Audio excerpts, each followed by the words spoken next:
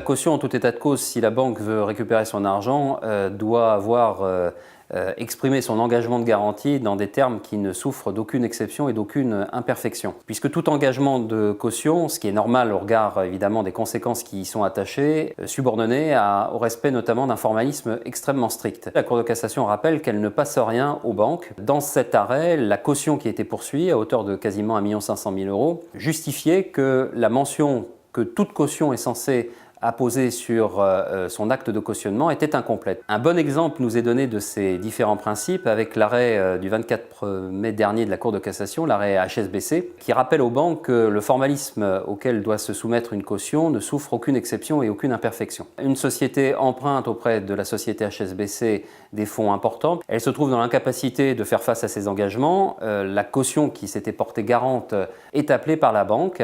Et cette caution vient dire mon engagement de caution, il a été exprimé au terme d'une formule manuscrite qui est incomplète, puisque je n'ai pas désigné expressément l'emprunteur de ces fonds, mais également je n'ai pas non plus désigné nommément la société bancaire, c'est-à-dire la société HSBC. La Cour de cassation vient dire votre engagement de caution, il est nul et vous n'avez rien à payer auprès de la banque, alors même que la banque expliquait à juste titre qu'il n'était quand même pas très compliqué d'identifier pour qui les fonds avaient été prêtés et au bénéfice de qui était donné le cautionnement. La Cour de cassation a appliqué de manière extrêmement rigoureuse. Encore une fois, la formule à laquelle doivent se soumettre toutes les cautions doit être respectée à la lettre près. Et si l'acte est imparfait, il n'y a pas d'acte de cautionnement. Donc effectivement, la caution doit être dénommée lorsqu'elle signe, mais également lorsqu'elle se porte garant de l'emprunteur ou de la banque qui a avancé les fonds.